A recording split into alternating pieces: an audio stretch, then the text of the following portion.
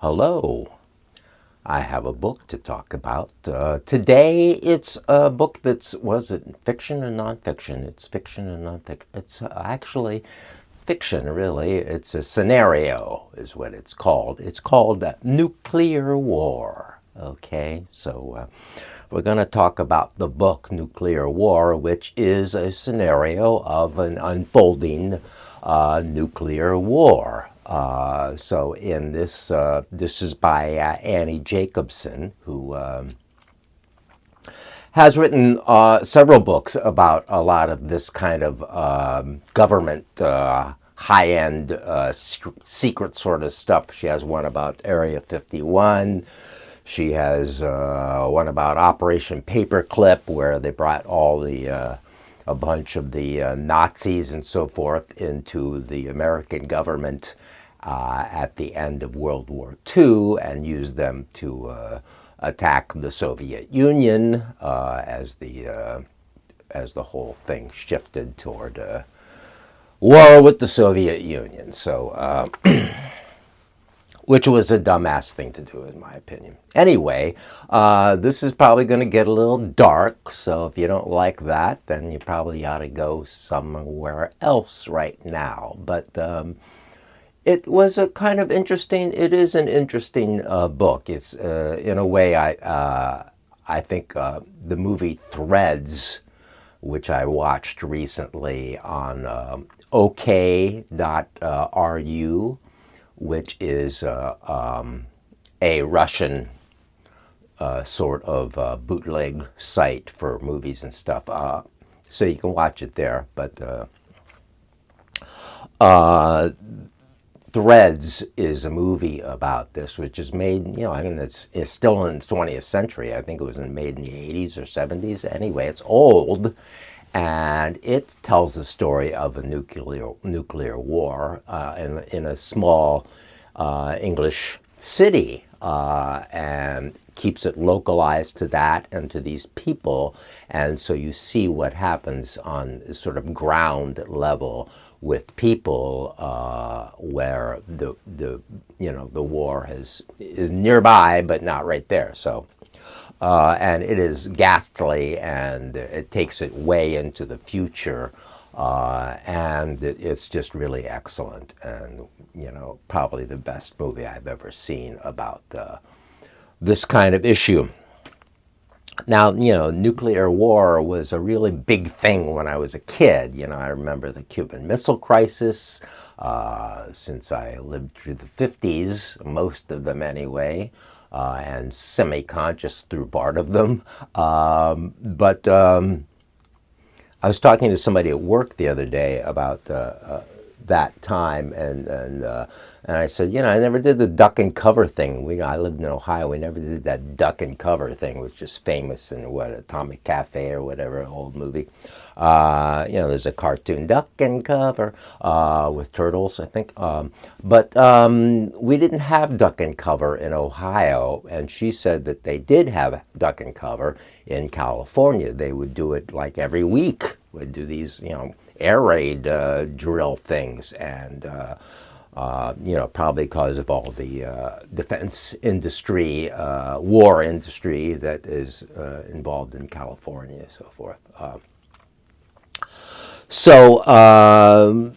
I remember having nightmares during the Cuban Missile Crisis where there's, this very kind of a phallic, weirdo nightmare where I'm like on the edge of this horrible pointed missile headed at me. So yeah, it's kind of something that sort of gets forgotten and put aside, and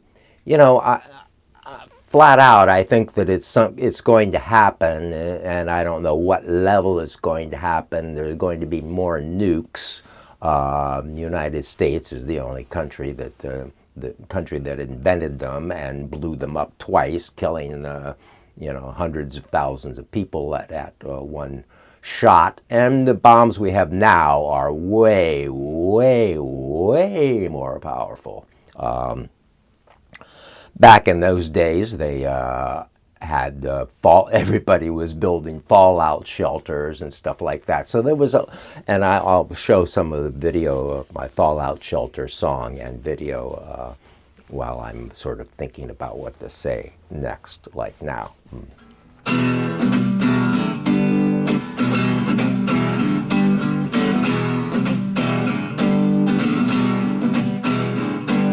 I'm a catch baby, you should be my girl. I can get you tang at the end of the world. I'm a catch baby, you should be my girl. I can get you crackers at the end of the world. 'Cause I know where all the fallout shelters are. I know where all the fallout shelters are. I know where all the fallout shelters are in our city. We'll live on crackers, tang, and love. After the missiles rain down from above. But everyone's dead except us two. Well, maybe there'll be a cockroach or a mouse or even a few. I know where all the fallout shelters are. I know where all the fallout shelters are. I know where all the fallout shelters are in our city. We'll listen to emergency broadcast radio.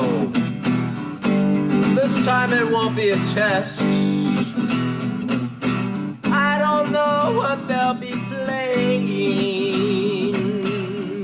but it's bound to be the best, 'cause there's nothing else on. Know where all the fallout shelters are. I know where all the fallout shelters are. I know where all the fallout shelters are in our city.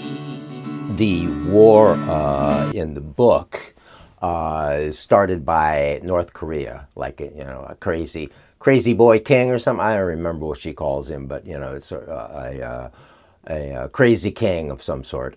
So of course, North Korea is what it is, and we're supposed to look, aghast at it all, and it's probably worth looking aghast at. But on the other hand, there's a lot of things that are aghast, and we don't acknowledge that. So the point of the story starts out when North Korea, shoots off a ICBM, intercontinental ballistic missile.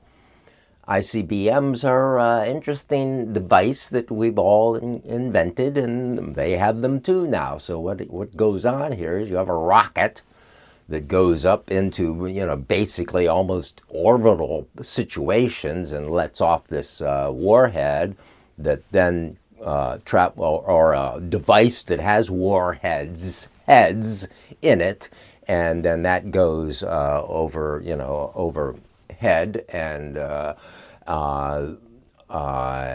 very, very high, and then it comes back down and re-enters, and then several warheads or decoy warheads are scattered all over the place, so that the people who are getting attacked don't really know what is going on. So she talks about a lot of the flaws in the system, like the detection systems, the radar systems, all these things that are supposed to be so sophisticated and so great. Yeah, you can see the blasts, basically. Missile blasts are easy to detect, except the Russian ones aren't that good, she says, and they often mistake like the clouds or sun for blast from a nuclear device, and I'm like, well, then why doesn't the United States give them better technique of seeing things instead of giving them this opportunity to mistake something and then have a war begin? So anyway, so it's all, the book goes on. I listened to the book at work a lot with my last Audible thing. I ended the Audible thing, but I was listening to it at work. So at 1.2 speed, 1.25, I guess, and that was fine. She spoke slowly enough that she talked to the military people about this. It's not really a ground personal level. So though it is kind of novel, it is a fiction because it is a scenario of what could happen based on all this knowledge that she gained and all this research in interviewing, this whole list of these military people who a lot of them are already dead or have passed on in the last 10, 15 years. So she talked to all these people who had been involved in the military, and so she had all this knowledge about the real mechanics of the thing, and then created this story about what could happen.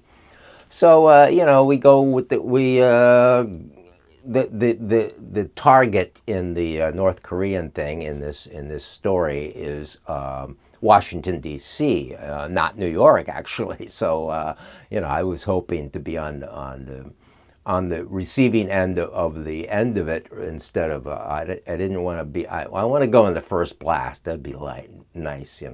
And I guess New York, doesn't really have. It's not the head of the government. It's not we don't build military stuff. So there's no point, I guess, in blasting New York. I guess the World Trade Center and so forth. That's something else. That's a grudge because of something else. It doesn't really involve with the nuclear war bit so much. So. Well, I remember the Cuban Missile Crisis.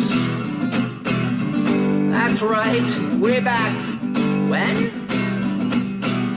So I know anyway, what I'm talking about. And here it comes again. Know where all the fallout shelters are. Know where all the fallout shelters are. Know where all the fallout shelters are in our city.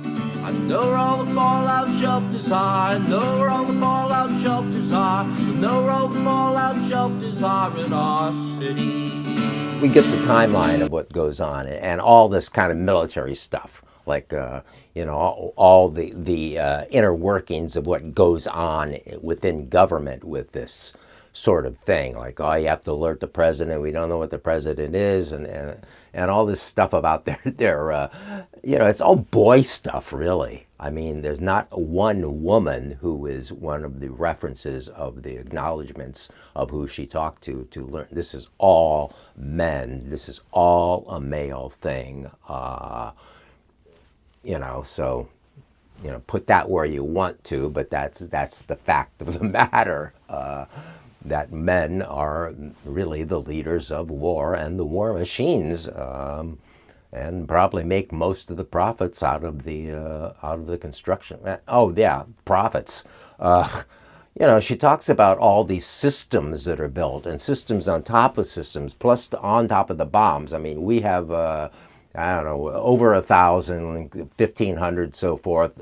Russia has also 1,500 ready to go nuclear weapons, and which is more than enough to kill everybody. But then of course these other countries have them too. Israel has them, but they don't even acknowledge that. See Spy Fail, one of my other books that I reviewed here by James Banford. So yeah, they all these weapons and all this expense, that's what I was talking about, all the money that went into all this stuff is just, it's like, can you think of any other way to live? I mean, than it's, I don't know if you watch the Tucker Carlson interview with Vladimir Putin, where he talks about, it's like, we wanted to join NATO. We wanted to, and the USA military-industrial complex has just been continuously belligerent toward Russia after the Soviet Union fell, and it's just it's horrible. I mean, it didn't have to be that way, and then we're all spending all this money on these weapons and these detection systems and everything else, and the bunkers. She mentions a couple of times that the bunker that our president is supposed to go to, or whoever else is running the war, the nuclear war, they got a protected bunker somewhere.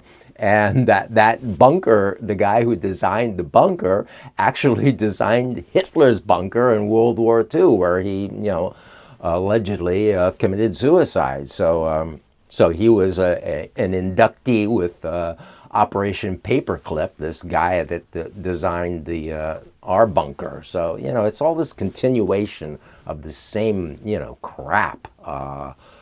So I mean USA and the Soviet Union won, beating Hitler and Japan in World War II, and then the USA just went off its nut. I mean, with building all these bombs, and she talks about how many they constructed after the discovery at Los Alamos, after creating this beastly thing.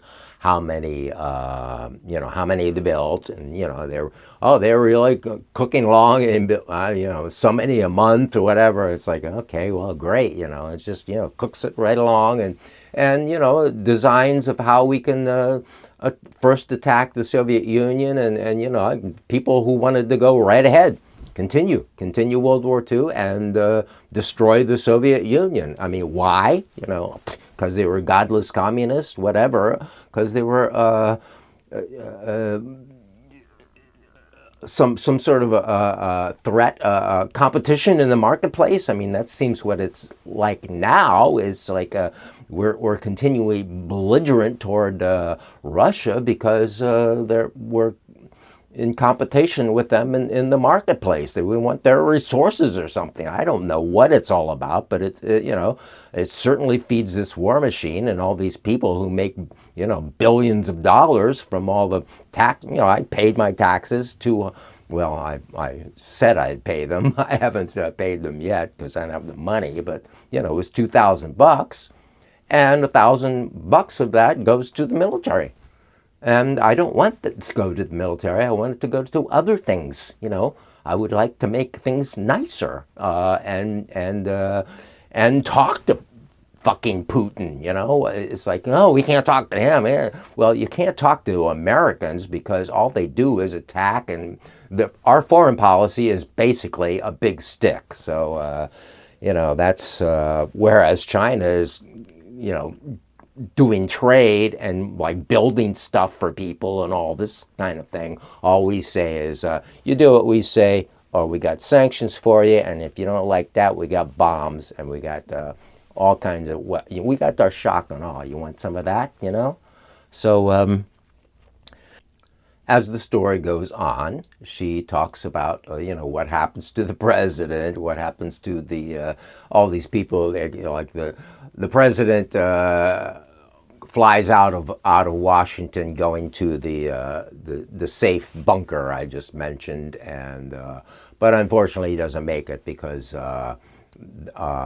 he gets hit because the nuke hits and the electronic pulse brings down the, nuclear weapons, causes a pulse of whatever is this thing that blows out all the computers and electrical systems and so forth. So the president ends up having to jump out of out of the helicopter with one of the CIA guys because the helicopter is crashing. So you can imagine any of our president types of today jumping out of a helicopter. So.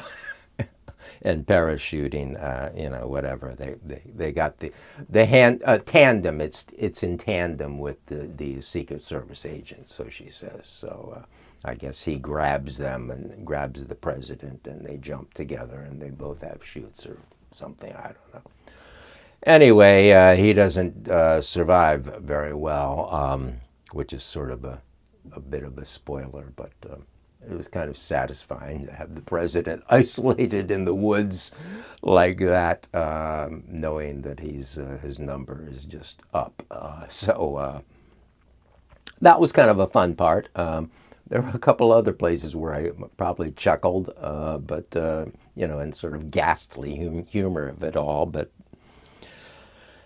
it's an interesting presentation. As I said, I like Threads better because it does bring things down to the ground level a lot more. But she knows about the military shit, and she tells us all about what they plan to do and what goes on, and the end result of all this is, of course, mutual destruction, and the end of life as we know it now. A nuclear winter, which apparently they didn't even know about until the early 80s, where Carl Sagan and some people looked into it. So nuclear winter, and they, according to her, they denied that and said it was Soviet propaganda. But then they, said, oh yeah, well, there would be a nuclear winter because there's all this crap in the sky and the sun can't get in, and the crap in the sky is, of course, vaporized everything: people, automobiles, homes. Vaporized everything, because that's what goes up in the mushroom clouds, is all the everything that is hit with the blast and whatever. So it's all fantastic, and humans are just delightful. So yeah, I mean, reading stuff like this, it now we're getting into the darker part. It's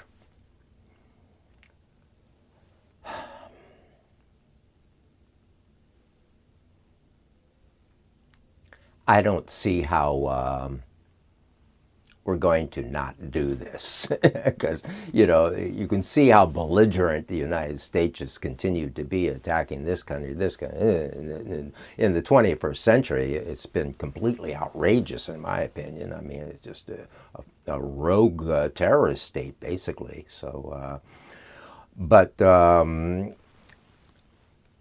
and armed to the teeth, and belligerent, and surrounding Russia with NATO bases. I mean, we got more bases than anybody in the world. We spend more money than everybody in the world combined for military, and they surround Russia with military bases, and then try to make Ukraine, which he would like to have it.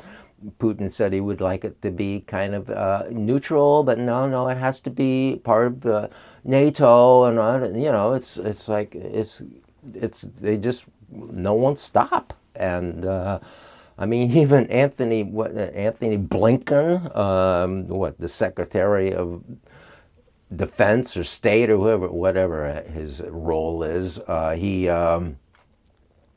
said like a week ago, oh yeah. Ukraine's going to be in NATO. Okay, well, great. Let's blow up the world so we can have Ukraine in NATO. That's a really good idea. Maybe you should negotiate these things, you dumbasses. So, it's just the hubris, stupidity of these male warlike entities that just is permeated the United States government, and either permeated all these other cultures, or they are acting in reaction to us. A lot of it has been in reaction to us and our military buildup. But so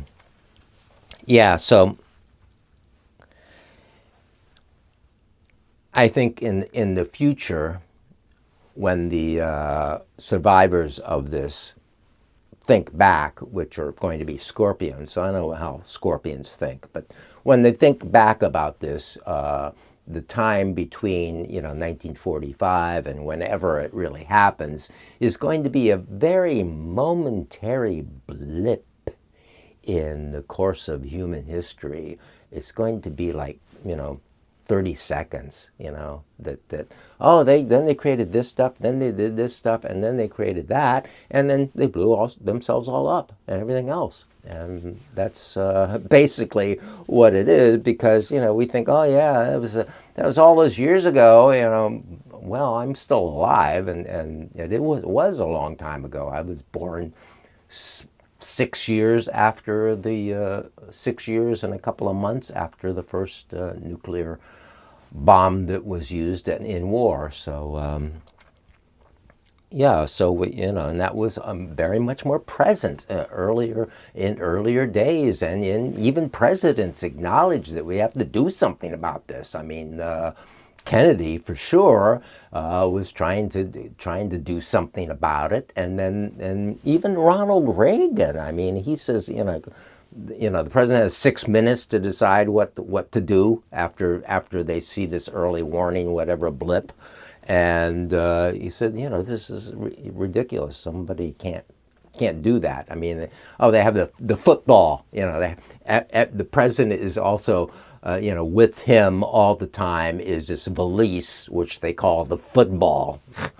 And then he has the biscuit in his wallet, and this is all this stuff. This gets the codes in the football, which is this valise, whatever, that has a book in it of you can look at it, of the sites of you know, plans for attack, you know, A, B, C, D. It's like a Denny's menu. It's stated in the book that it's like a Denny's menu for death. It's like, what do we want today?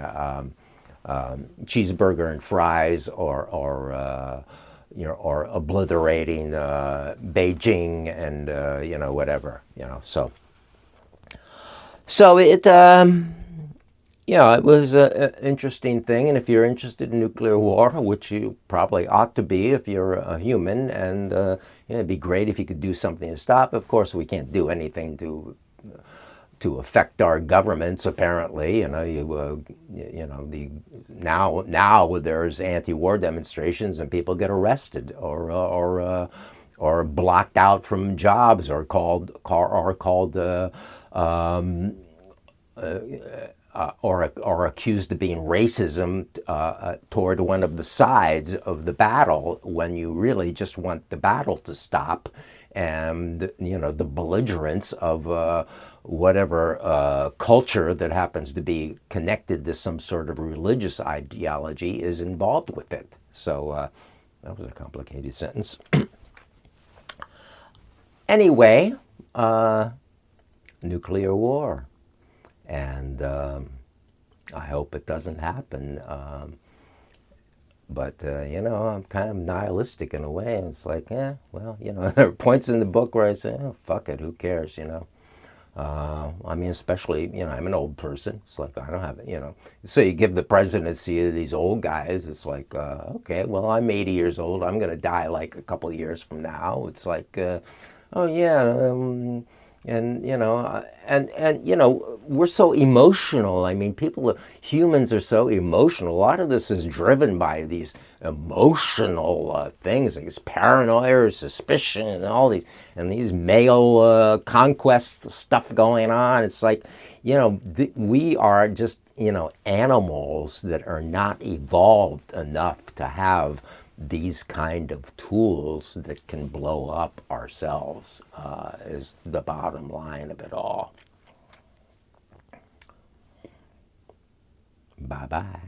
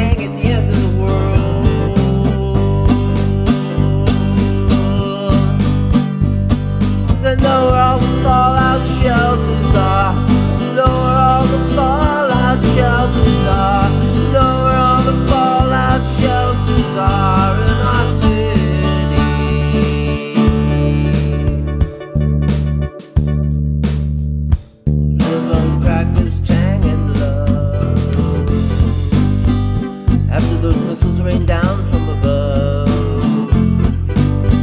when everyone's dead except us two. Or maybe a cockroach or a mouse or a few.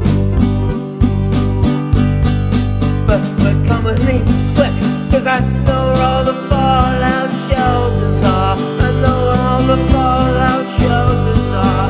I know where all the fallout shelters are in our city.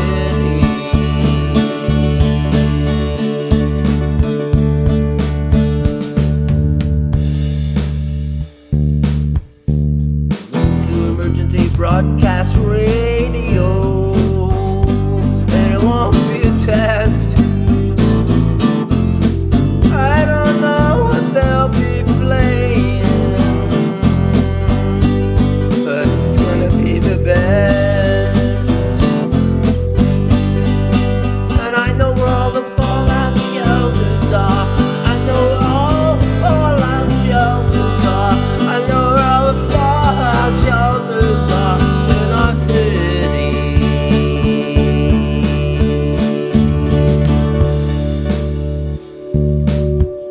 I lived through the Cuban Missile Crisis, yeah, way back then. So I know what I'm talking about.